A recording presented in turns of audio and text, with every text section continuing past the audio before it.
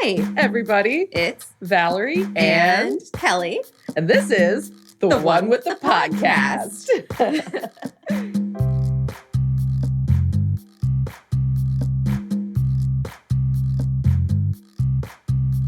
In each episode, we'll be discussing an episode of Friends, what we love, what we didn't, and generally dissecting the show and how it stood the test of time.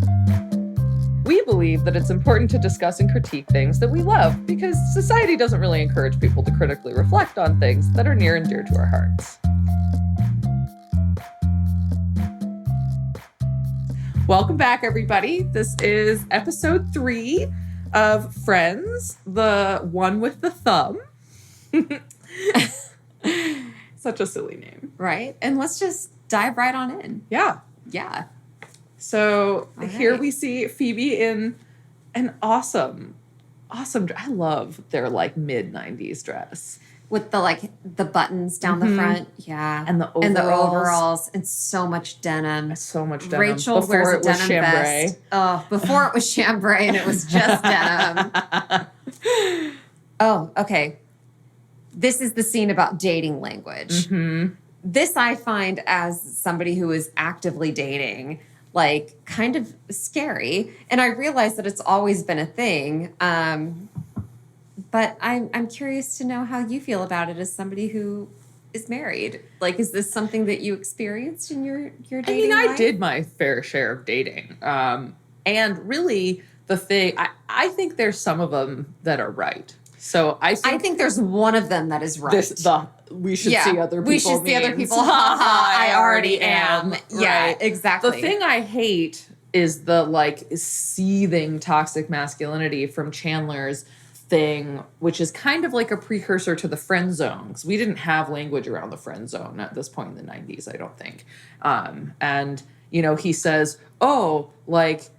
You're such a nice guy means I'm going to be dating leather-wearing alcoholics and complaining about them to you. And this goes back to that thing we were talking about the other day, where, men rely strictly on females generally, well, straight men, and to the best of my knowledge, straight white men, depend on their female friends or not friends, on female partners for emotional support. Yeah. Mm-hmm. And so like, a woman trying to be friends with a man in the way she is friends with her women friends. Yes. Men assume like that means partners. I should be able to essentially be sleeping with you. Yeah. And it's like, no. And this is why feminism is for men too, essentially. Yes. Because join the party. Feminism, for me, as someone who actually like dedicates my scholarly pursuits to issues concerning men and boys, and how that can be framed in a feminist lens. It's really important that we lift up men to where they understand that like they're like, it's, how do I put this? It's kind of difficult to word, but okay. Gonna get kind of cerebral for a minute. So Paulo Freire, Pedagogy of the Oppressed, if you haven't read it, it's pretty poignant. He makes a point in there about how dehumanizing practices, objectification, and he's essentially talking about race, not so much about gender, but being a oppressor is within and of itself dehumanizing, because objectifying other people removes your like inherent humanity, because humanity is being able to see person to person. And so we see here like the same thing with men and women. It's dehumanizing for men to expect that they can continually objectify women. I guess I've always kind of conflated the humanization with the ego. Right? Like, I hear you say that, and I'm like, but no, they're sitting on, like, this giant ego, and that's, like, helping them do the oppressing. But there is a difference between... The ego, that's the thing that's dehumanizing. Yeah. Because if, like... But it sounds very, like, me, personal, but it's really not. It's just, like, this platform in which to sit on, I suppose. Yeah. And, I mean, for me, like, if I think that I'm above or better than, say, like, other women or, you know, what have you, other groups of individuals or even animals or something like that. Like that act of not acknowledging another life takes away Your humanity. my humanity. And that's what I'm saying. And not to get like super deep right in the first couple of minutes, but seriously saying like, because you're my friend, because we have an emotional connection or, you know, an emotional relationship equals I deserve sex from you. No. Well, I think this is like a classic, like male misconception with their relationships with women. I know I have dealt with my fair share of this. Like, we're just friends. And I feel so close to you. And like, so many times. Let's not mention anyone by many name. times we won't mention anybody by name. But like, yeah, it's just super disappointing because it's like, you want to have these deep and important relationships with people, but there's just like society.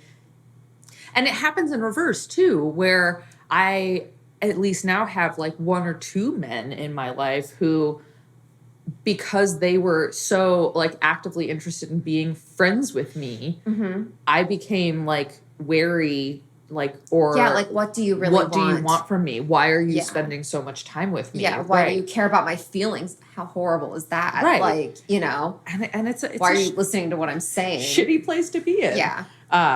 But anyway,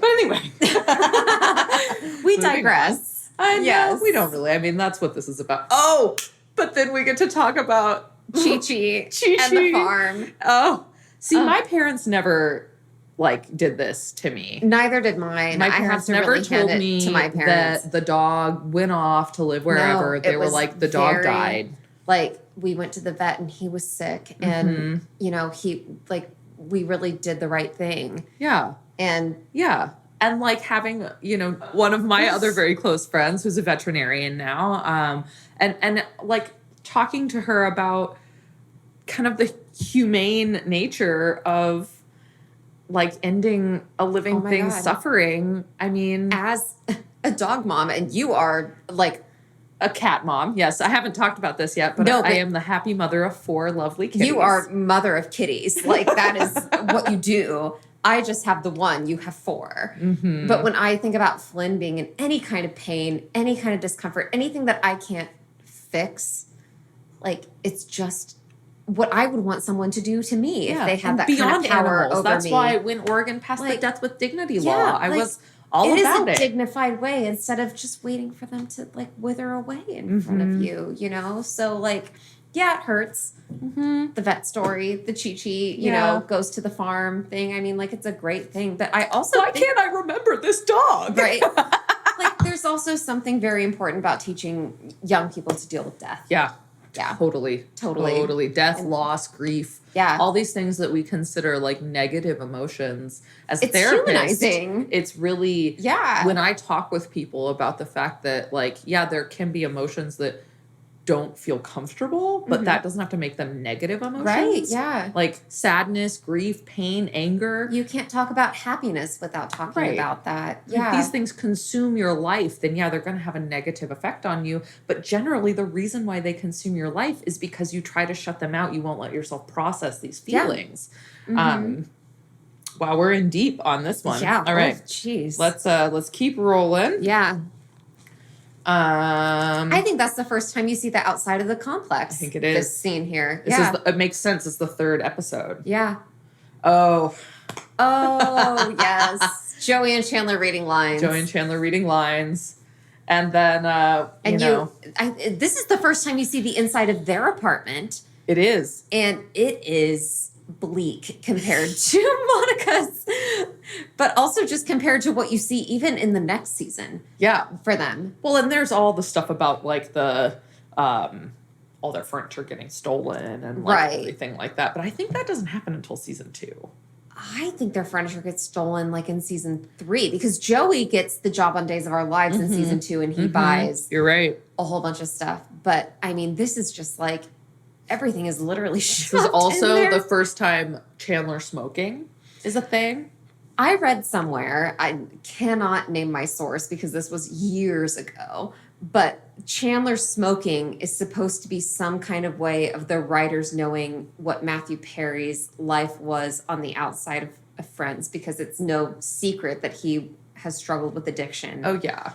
And he's made comments that he like That has he no doesn't memory remember of the first six seasons. Yeah, I Yes. think we watched the same behind the scenes Yes, thing. and he's like, I don't. How heartbreaking Although is this, that? there as a smoker who doesn't necessarily want to always be a cigarette smoker, but this moment right here, oh my God. Don't think of it as a cigarette. Think of it as the thing that's missing from your hand.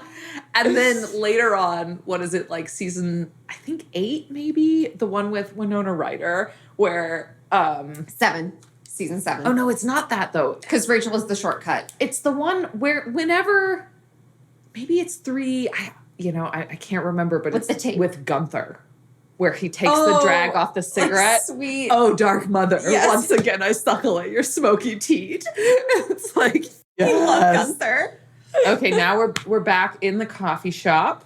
And we're talking about penis sex again. size. Mm-hmm. Surprise, surprise. I remember being in like 6th grade and talking about that thing that it was supposed, like a guy's ding dong was supposed to be from the tip of his thumb to the end of his first finger. I just don't believe that. I also saw on the internet today that apparently the location of your ears is supposed to perfectly match up with the location of your nipples. It works. In what way? Just like think a about it. direct? Yeah, like your ears are directly over your nipples. I mean, sure. Fun fact for all the happy Fun fact listeners for out everyone, there. yes. Yeah. Let's talk about nipples, shall we? No. Or nubbins. Do we hear anything about that until I later? don't think that we hear about the nubbin No. until like season 3. Okay. Maybe Phoebe's season back 2. in another incredible Oh, the pantsuit. jumpsuit. This jumpsuit loves it. This whole episode, I think, revolves essentially around Phoebe and this idea that somehow her bank is giving her extra money and she's like so moral that she can't Yes. just take the money, which everyone else is like, I'm a just pretty fucking take the money. like moral person. I'm a pretty money person. No. Catholic. Yeah. But like, I think it kind of persists through. This is what I was talking about, I think, in our first episode about how Phoebe, to me, is one of the most consistent and developed characters in the first season. Yeah. Like, we see her grow and we see her change. She definitely But she matures. continues to have kind of this, belief in karma, that she wants to put good things in the world. What's wrong with that? No, Like, nothing's wrong with that. Everything is right about that. Everything is right with that. Yeah. For real. And then everybody, okay. As a smoker, Yeah. not that it's the best and most healthy thing for me, but it's interesting to see how issues of smoking also relate to like issues of bodily autonomy. And when it comes to smoking, people feel like they can tell you that you're doing something bad to your body. Like it's something that you don't know already and that you should stop. And it's like, hey, how about instead of like shaming me, maybe try to not shame me? Like maybe don't think that you can educate me that I'm doing something bad. Clearly, I know that I'm doing something not great for my body. And you know what? If you have 0 vices, then go ahead. Go ahead. Like throw those stones from your glass house. But every single person that I know has some kind of vice, something that they do that's not the best for their body or for their mental health or physical health or whatever. But yet because we have this idea that like smoking is the be all end all of bad things, everybody feels like they can tell you not to smoke. Interesting that we have this perception of smoking, but we don't have it about alcohol, even though it's probably equally as bad for you. I would say it's worse. You really think so? I really would say it's worse. I don't know. And maybe that should be just because I'm not a smoker. Well, I also think alcohol is... Okay, so when I say it's worse, I mean, like, there isn't a multi-billion-dollar industry of people whose like ruin their own lives and the lives of the people they love just because they smoke a cigarette. Alcohol does that to people. Yes. Mm-hmm. You know?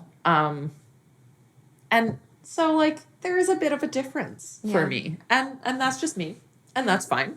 You don't have to agree. Yeah. Okay. All right. So I think we missed the little bit here with Monica talking to her coworker about being a little bit. Oh, this is the Alan episode. She's concerned that the guy that she's dating, her friends really like. No, they won't like him. They're the coyotes. They pick off the weak ones from the herd. Historically, they have not liked the men that she's dated, which I have never really come into that. Have you?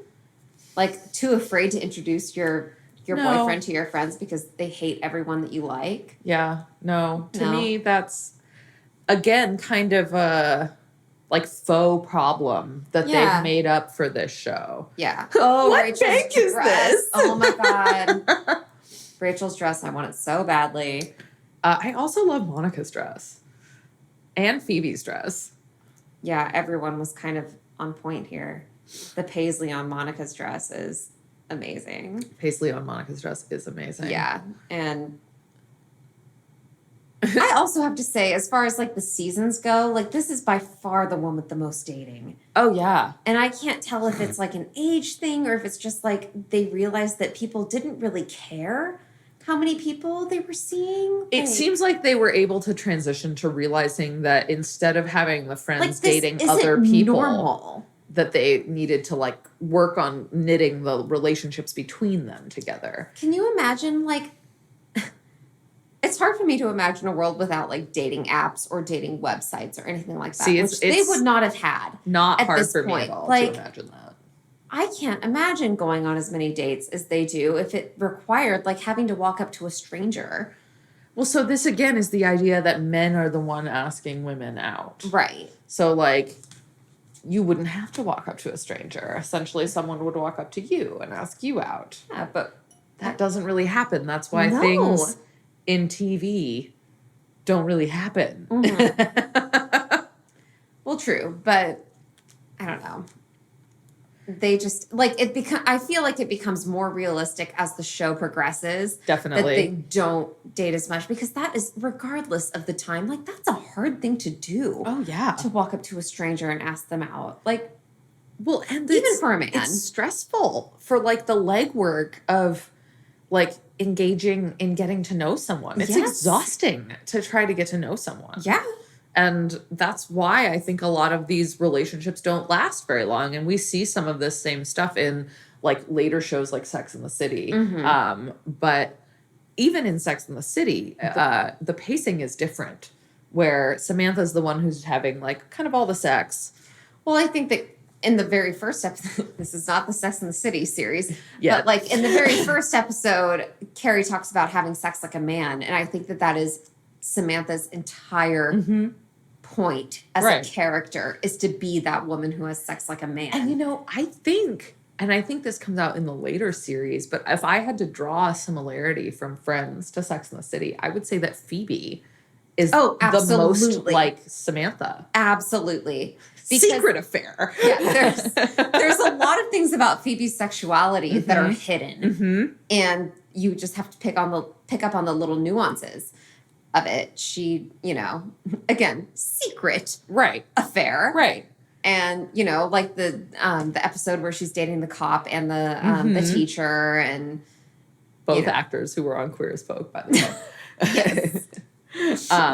Yeah, I mean, honestly, this episode for me is a little bit like not as good, I think, as the first two. When you put this episode in context with the rest of the series, it just doesn't fit. Yeah, it is a little strange. However, I do like the kind of punctuation at the end that, like, you're kind of damned if you do and damned if you don't. Because when she finally breaks up with him, he's like, yeah, I couldn't stand your friends. And it's hard to break into a group like that. We see the same thing. That would be very intimidating. If I started dating somebody who had a close-knit group of friends like that, I would be like, oh my God. I mean, they would love you. I would certainly hope so.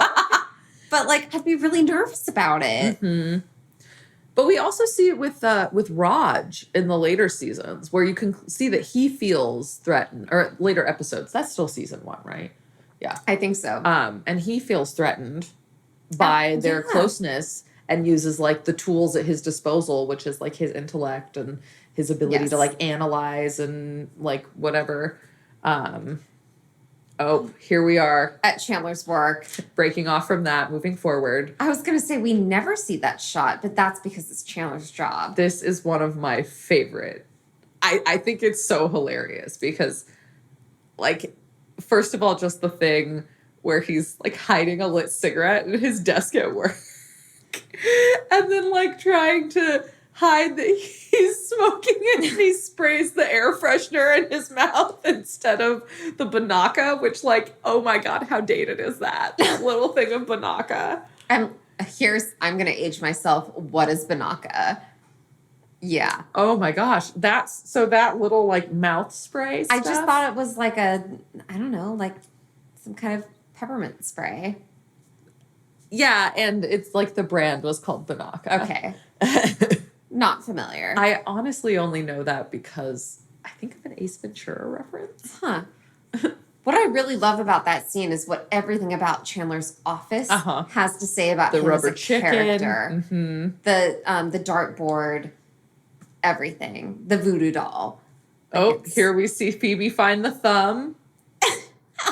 It's like a little hitchhiker. I like how she's the least disturbed about the fact that she found a thumb. Oh, of course. I feel like that's the way that I would respond. And Ross is the most disturbed. This kind of begins the polar opposition,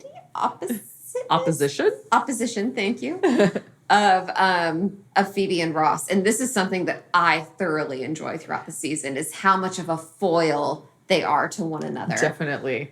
Yeah. When they have the conversation about evolution. Everything. There's literally so many times in each season where Phoebe and Ross are pinned against one another. And you know what part of it is from like a kind of stepping away,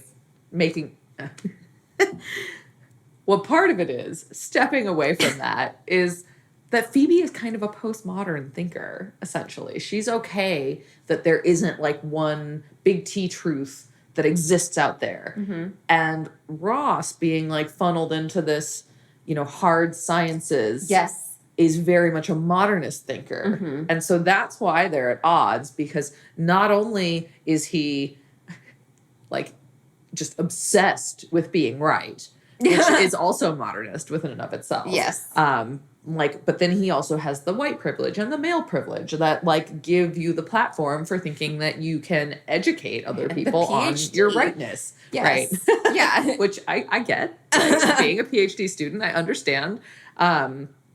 But she's kind of like, well, like, it's a both and. Like, yes, things could be this way and they could be a different way. This way. Yeah.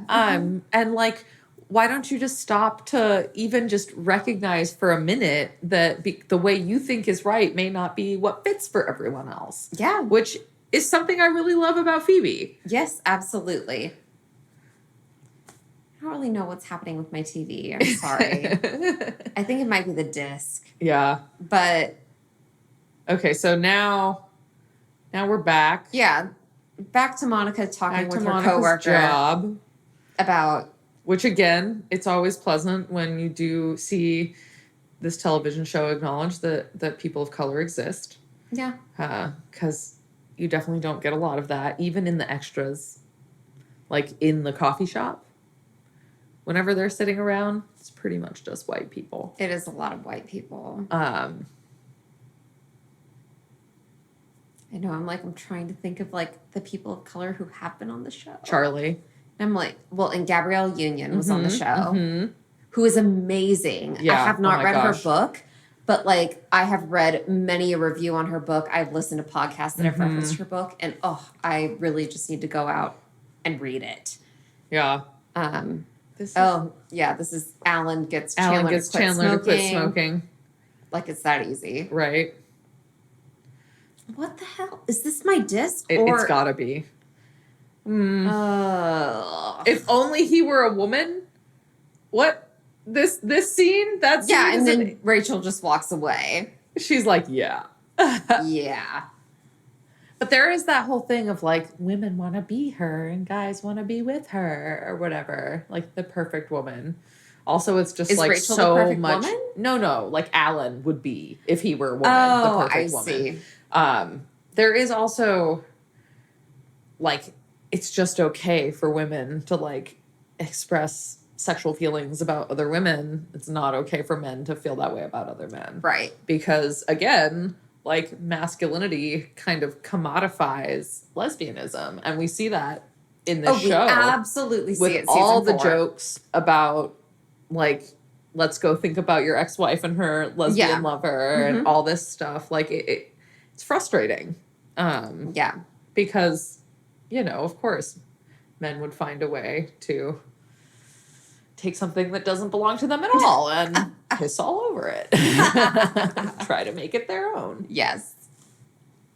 Yeah, you know, episode 3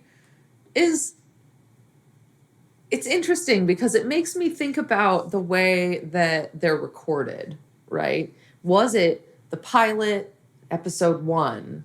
Did they or episode 2, I guess, whatever. Did they kind of do those two together? Because we do see the change in the furniture here.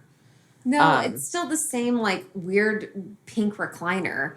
But that weird The like black chair is that gone. chair, yeah, that's not there. They're like still kind of getting the hang of everything. Mhm. And there's a lot of flowers Yeah. and like a lot of tchotchkes around. Tchotchkes? Tchotchkes. But that's the difference. Joni loves tchotchke.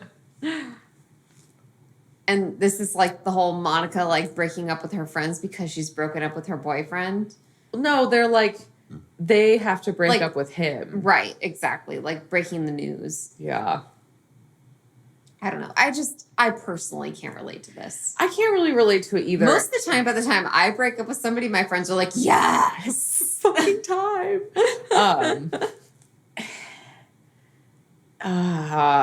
Can't follow Again, it. like, it's so frustrating because the first 2, I felt like we had so much to say. And this Right. one is just, it's like a throwaway episode. It And is I kind of a don't- throwaway episode. I don't want to label it as that, but like, this is again why I never watched season 1. You know, but like, no, there's really not much redeeming about this episode. Mm-mm. Like, it's not really that funny. No. It's like the filler episodes that you get, but I do think that the next one is better. Which one is the next I can't quite remember, but I remember when we were the many of times that I've watched season 1.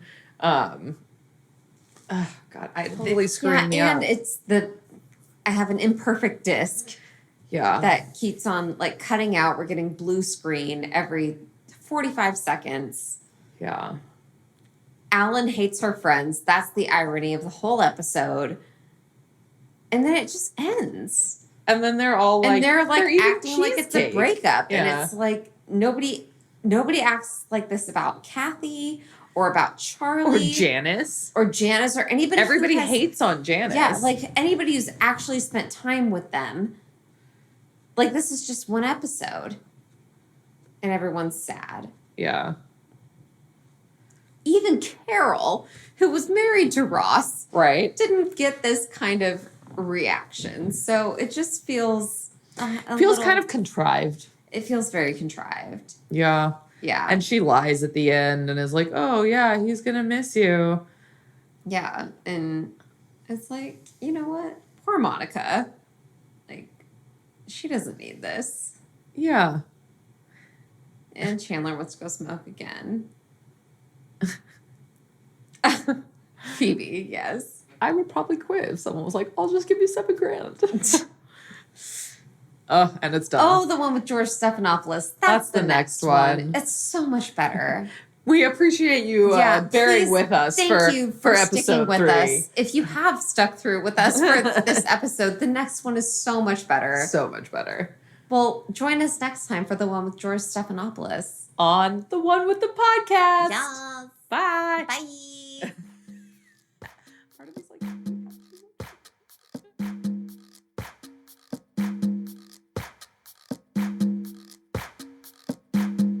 Thanks for listening, everybody. You can find us on YouTube and SoundCloud at The One With The Podcast, on Facebook at The One With The Podcast, and on Twitter at With The Podcast. And now you can find us on Stitcher. Just search for Valerie and Kelly. Audio production for The One With The Podcast.